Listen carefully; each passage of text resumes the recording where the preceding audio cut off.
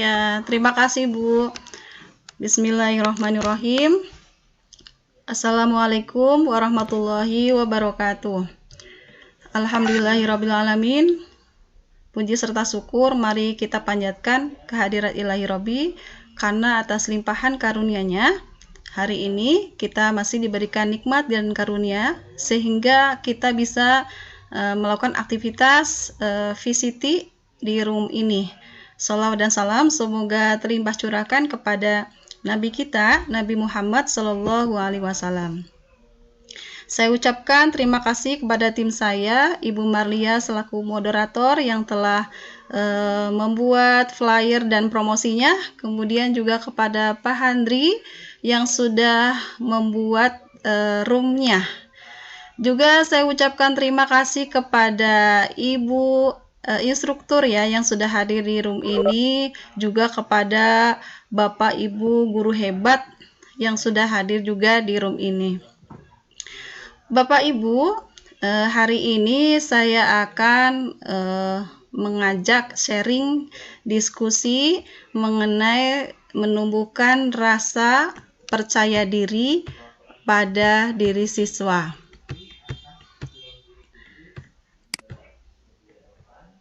Ya, Bapak Ibu, rasa percaya diri itu adalah perasaan yang sangat penting yang harus dimiliki oleh anak didik kita. Sering saya mendapati anak-anak didik saya ketika di kelas itu mereka ketika disuruh ke depan malu-malu ya, kemudian ketika ditanya juga kadang-kadang tidak menjawab, kemudian ada yang sangat-sangat pendiam gitu.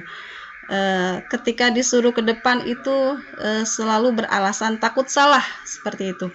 Nah, ini adalah salah satu kejadian yang saya alami di sekolah saya dan mungkin pada umumnya juga menimpa kepada anak didik Bapak Ibu sekalian. Nah, itu adalah salah satu ciri, beberapa ciri yang menunjukkan bahwa berarti anak didik kita itu berarti ada masalah dalam hal percaya dirinya atau alias mindernya.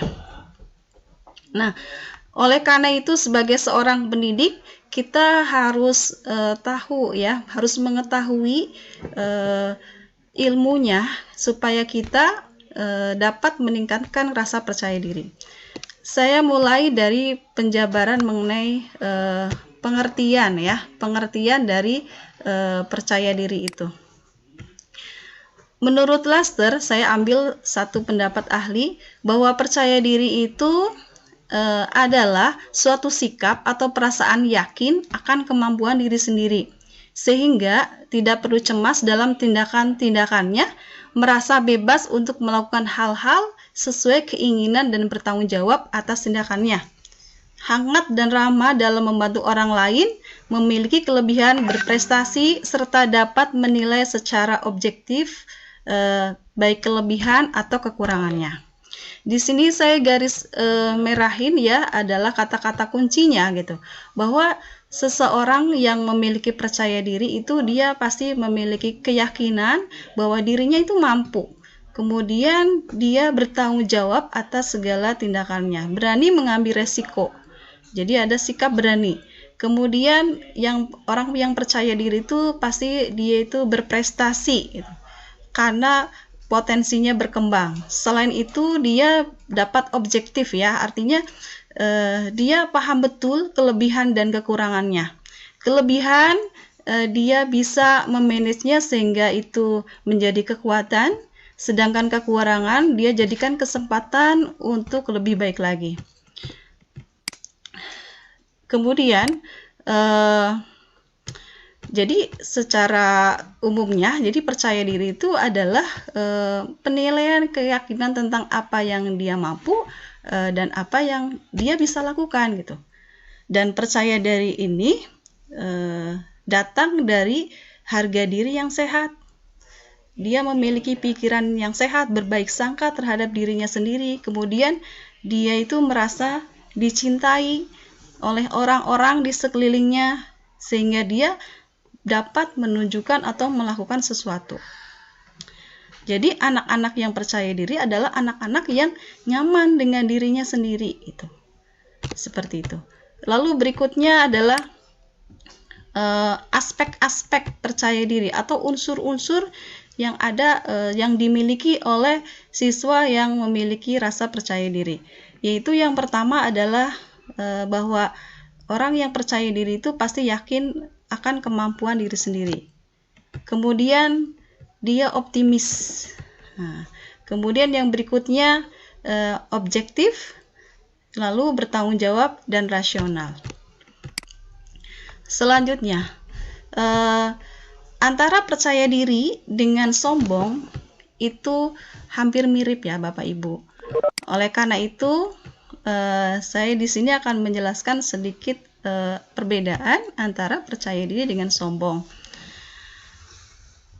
Persamaannya dulu. Persamaan antara percaya diri dengan sombong itu adalah bahwa ia sama-sama tahu kelebihannya dan ia juga sama-sama berani untuk menunjukkan kelebihan itu. Namun di sini perbedaannya adalah pada cara memperlakukan teman-temannya. Kalau anak yang percaya diri itu mudah respect terhadap kelebihan teman, menghargai teman. Kemudian kalau anak yang sombong itu cenderung untuk merendahkan teman-temannya, seperti itu. Berikutnya perbedaan yang lain dari percaya diri dengan sombong adalah anak-anak yang percaya diri itu tidak takut untuk mencoba, dia tidak takut salah karena jika ia pun salah, dia akan mengakui kesalahannya dan dia akan berani untuk memperbaiki kesalahannya itu. Sedangkan anak-anak yang sombong itu dia nggak mau disalahkan gitu. Dia selalu menganggap dirinya itu adalah paling top, paling benar dengan merendahkan teman-teman yang lain. Nah, itu adalah perbedaan antara percaya diri dengan sombong. Kemudian yang berikutnya adalah faktor-faktor ya. Jadi percaya diri ini adalah sifat yang tidak muncul begitu saja gitu. Dia merupakan proses yang panjang ya, dari kecil sampai sekarang sampai dewasa itu adalah suatu proses yang tidak instan. Ada faktor-faktor yang mempengaruhi kenapa seseorang itu minder atau kenapa seseorang itu percaya diri. Nah, yang pertama adalah mengenai konsep diri. Nah, ini konsep diri ini berarti dia muncul dari dalam diri ya. Konsep diri itu apa? Konsep diri itu adalah gagasan mengenai dirinya sendiri. Ya, apakah baik atau buruk itu. Kemudian yang kedua adalah harga diri atau penilaian. Dia bisa menilai dirinya mampu atau tidak, dirinya itu bisa atau tidak itu. Jadi penilaian diri. Kemudian yang ketiga adalah kondisi fisik. Meskipun ya kondisi fisik ini bagi beberapa orang yang memiliki percaya diri yang bagus tidak berpengaruh. Kadang saya temukan di lapangan orang-orang yang memiliki keterbatasan fisik tapi dia bisa berprestasi gitu. Dia memiliki percaya diri yang tinggi gitu.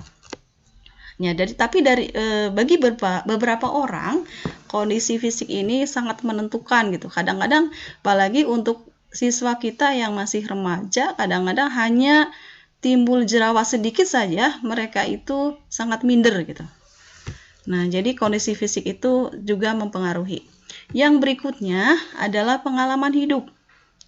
Pengalaman hidup itu ternyata juga mempengaruhi percaya diri. Misalnya pengalaman hidup yang tidak menyenangkan, misalnya karena kurang kasih sayang, kemudian sering dikecewakan oleh orang-orang di sekelilingnya. Nah, 4 ini adalah faktor-faktor yang ada dari dalam atau faktor internal. Kemudian faktor yang kedua adalah faktor eksternal. Ini ada 3, yaitu pendidikan, pekerjaan, dan lingkungan. Pendidikan dan pekerjaan itu juga merupakan faktor yang mempengaruhi tingkat kepercayaan diri seseorang. Kemudian lingkungan ini adalah pengaruh pola asuh baik oleh ibu, kemudian oleh teman-temannya sekelilingnya atau teman-teman di sekolahnya, atau juga gurunya di sekolah. Itu juga membentuk kepercayaan diri seseorang. Seorang anak yang dibesarkan dengan pola asuh yang baik, yang orang tuanya paham bagaimana menumbuhkan rasa percaya diri, pasti setelah dewasa dia akan menjadi orang-orang yang percaya diri. Nah, itu Bapak Ibu ya, faktor-faktor yang mempengaruhi percaya diri. Kemudian berikutnya adalah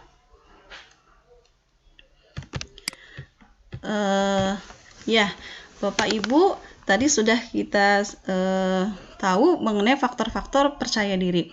Nah, berikutnya adalah percaya diri itu sangat penting ya Bapak Ibu untuk ditumbuhkan ke peserta didik kita.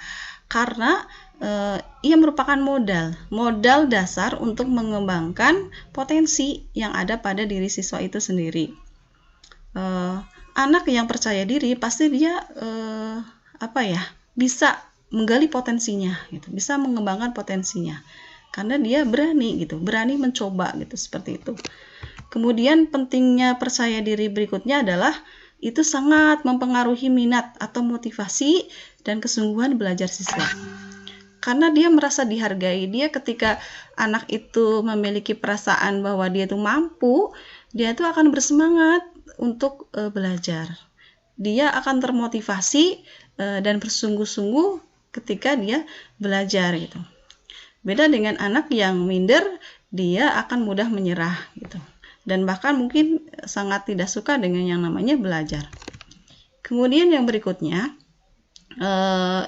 bahwa percaya diri itu kalau misalnya tidak dimiliki oleh anak-anak didik kita itu sangat berbahaya, karena ternyata pada umumnya anak-anak yang bermasalah di kelas gitu ya, terutama itu adalah anak-anak yang memiliki konsep diri yang buruk. Mengapa? Karena mereka tidak punya prinsip, mereka tidak berani gitu, mereka mudah sekali untuk terpengaruh oleh hal-hal yang negatif dari teman-temannya gitu. Nah, itu sangat berbahaya sekali. Anak-anak yang minder seperti itu bahkan bisa menjadi bahan untuk dijadikan bully gitu, seperti itu. Nah, jadi penting sekali ya untuk menumbuhkan rasa percaya diri pada siswa. Kemudian percaya diri itu bukan genetik ya Bapak Ibu, jadi bukan keturunan. Misalnya kalau Bapak Ibunya percaya diri, pasti anaknya percaya diri ya. Itu tidak seperti itu ya. Tapi percaya diri ini adalah keterampilan yang mana bisa dilatihkan. Kita bisa melatih anak-anak didik kita yang asalnya mungkin pendiam gitu ya, nggak pede, sekarang jadi pede. Itu bisa, sangat bisa gitu. Asal ada usaha bersama-sama ya, seperti itu. Jadi percaya diri itu bukanlah genetik melainkan keterampilan. Nah, ini adalah tanggung jawab kita ya. Kalau di rumah mungkin sama orang tuanya. Nah, kalau tidak dengan orang tuanya berarti sama kita sebagai seorang pendidik di sekolah. Karena ini ada dasar yang sangat kuat, saya ambil dari Quran surat An-Nisa ayat 9 gitu. Yang bunyinya adalah, dan hendaklah takut kepada Allah orang-orang yang seandainya meninggalkan di belakang mereka itu anak-anak yang lemah, yang mereka khawatir terhadap mereka. Oleh sebab itu hendaklah mereka bertakwa kepada Allah dan hendaklah mereka mengucapkan perkataan yang benar. Jadi kita itu harus merasa khawatir gitu seandainya nanti kita meninggalkan anak-anak atau generasi yang lemah gitu. Generasi yang lemah itu salah satunya adalah anak-anak yang minder, anak-anak yang tidak memiliki percaya diri gitu. Nah, jadi ini adalah suatu motivasi buat kita ya, supaya kita di sekolah tidak hanya mengejar target kurikulum saja gitu, tapi ada tanggung jawab moral bagaimana kita bisa mendidik supaya mereka memiliki karakter yang unggul, salah satunya adalah percaya diri. Nah, berikutnya, bagaimana gitu ya cara untuk menumbuhkan percaya diri pada siswa. Nah, yang pertama adalah dengan menanamkan rasa bersyukur. Dengan menanamkan rasa bersyukur ini ada 4 ya, ada 4 karakter yang bisa muncul ketika kita bisa menanamkan rasa bersyukur. Yang pertama adalah anak yang bisa bersyukur, dia itu akan hidupnya itu merasa sangat berharga ya. Kenapa? Karena setiap detiknya ya dia bisa merasakan nikmat ya, pemberian dari Allah. Kemudian dia juga akan terdorong bersemangat karena nikmat itu dia bisa bersemangat untuk beraktivitas, untuk belajar seperti itu. Dengan bersyukur juga akan menumbuhkan sikap optimis. Ini kalau sudah menjadi karakter ya.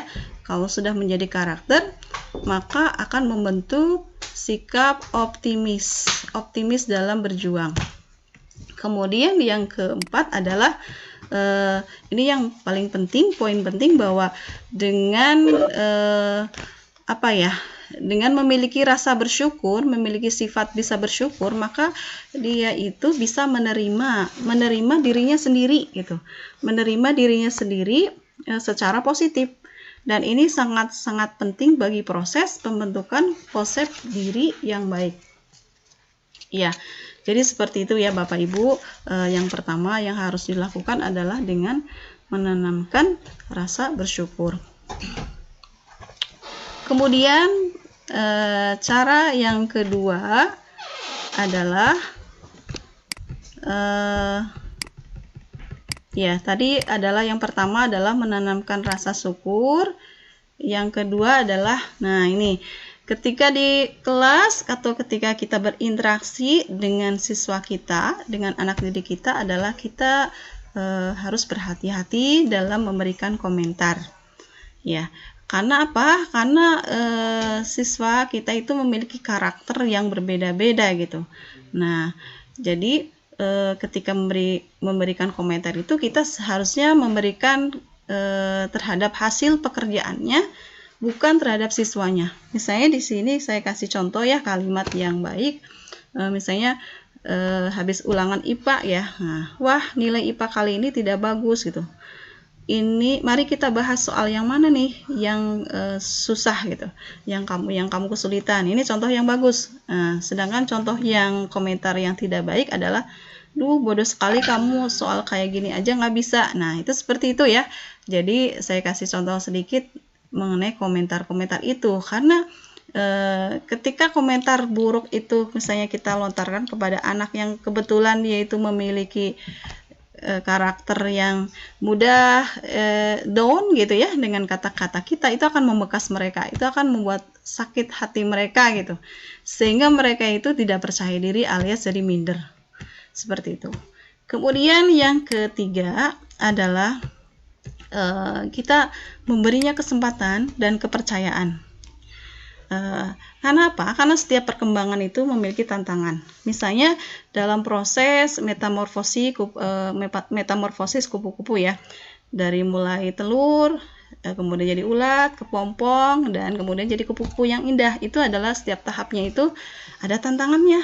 Nah, analoginya kalau misalnya ada seekor ulat yang sudah jadi kepompong, kemudian dia akan jadi kupu-kupu, kan berhari-hari ya bagaimana dia itu berusaha dari mulai kepompong ke kupu-kupu gitu. Nah kalau misalnya kita iseng ya, kita berusaha mengeluarkan ulat itu dari kepompong, tentu itu akan menyakitkan mereka gitu, dan tidak akan, menurut kita itu memudahkan mereka supaya ulat ini cepat-cepat jadi kupu-kupu gitu. Tapi pada kenyataannya itu justru akan membuat menciptakan kupu-kupu yang cacat gitu, seperti itu. Biarkan ulat-ulat itu atau kepompong-kepompong itu menjalani prosesnya sehingga nanti melahirkan kupu-kupu yang cantik gitu. Itu analoginya ya. Jadi begitu juga ketika kita berhadapan dengan anak-anak kita. Ketika ujian atau ulangan, kita kasih kesempatan anak menghadapi soal-soal itu, menyelesaikan tantangan-tantangan kita, tantangan-tantangan itu ya. Tugas kita adalah memberikan motivasi. Ayo kamu pasti bisa anak-anak gitu ya. Seperti itu motivasi. Dan kemudian jangan lupa setelah mereka berusaha kita hargai. Walaupun hasilnya tidak memuaskan seperti itu. Jadi itu ya Bapak Ibu. Kemudian yang keempat adalah mengajar dengan antusias ya. Jadi Bapak Ibu, antusias atau semangat itu seperti energi yang bisa mengalir ya. Jadi bisa menular. Kalau kita mengajar dengan semangat dan antusias, itu pasti akan berpengaruh terhadap atmosfer di kelasnya. Anak-anaknya juga akan bersemangat seperti itu. Yang tips yang kelima adalah partisipasi yang sama.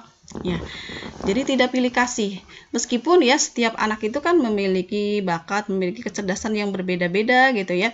Kita berikan kesempatan yang sama kepada seluruh siswa untuk bisa tampil di depan kelas.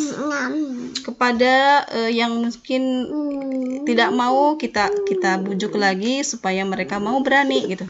Bisa dalam bagian tugas upacara bendera biasanya kan yang mau jadi petugas itu saja gitu. Nah, jadi kita harus bisa memberi kesempatan gitu ya, supaya semuanya bisa merasakan jadi petugas upacara, semuanya bisa tampil di depan kelas. Nah itu supaya mereka mau berusaha gitu, melatih keterampilan percaya dirinya. Kemudian yang keenam adalah menciptakan suasana kelas yang nyaman dan aman gitu. Salah satu penyebab kurang percaya diri itu adalah rasa takut dan keyakinan bahwa ia tidak bisa. Oleh karena itu kita harus menciptakan suasana kelas yang nyaman dengan cara menanamkan pada siswa agar ketika ada teman yang tampil di depan kelas, kita itu menghargai ya. Jangan biarkan ada yang mentertawakan ketika temannya tampil di depan kelas seperti itu. Jadi sehingga di kelas itu nyaman gitu. Orang tidak takut, anak tidak takut untuk mencoba untuk tampil di depan karena dia nyaman, nggak akan ditertawakan gitu. Teman-temannya mendukung gitu. Ada dukungan dari teman-teman dan guru-gurunya seperti itu. Jadi kemudian yang ketujuh adalah dengan tidak membanding-bandingkan. Kadang-kadang kita secara saya sendiri gitu ya, secara tidak sengaja sering membanding-bandingkan gitu, dan ternyata itu bisa berdampak ya bagi psikologis anak. Yang pertama dampaknya adalah ketika dibanding-bandingkan itu anak akan menjadi beban atau stres ya. Dan kemudian muncullah rasa rendah diri sehingga dia tuh jadi acuh, jadi malas untuk belajar gitu. Saya ada guru yang membanding-bandingkan, maka dia tidak hanya malas bertemu dengan guru tersebut, dia juga akan malas untuk mempelajari mata pelajaran yang diajarkan oleh guru tersebut. Nah, ini kan bahayanya gitu. Nah, jadi kita hendaknya tidak membanding-bandingkan antara siswa yang satu dengan siswa yang lain. Karena setiap siswa itu unik ya, memiliki bakat masing-masing gitu. Kita lah yang harus bisa memunculkan atau membimbing mereka supaya bisa mereka menggali potensi yang ada pada diri mereka. Nah, itu adalah 7 langkah-langkah ya mungkin ya, upaya menumbuhkan percaya diri pada diri siswa. Itu dulu mungkin ya Bu Marlia. Saya serahkan ke Ibu dulu, mungkin barangkali nanti kita sharing ya, ada yang mau berbagi pengalaman. Ini tips-tipsnya sebenarnya banyak, tapi saya hanya mengambil 7 saja. Mungkin nanti bisa ditambahkan oleh Bapak Ibu yang hadir di sini ya, seperti itu. Enggak.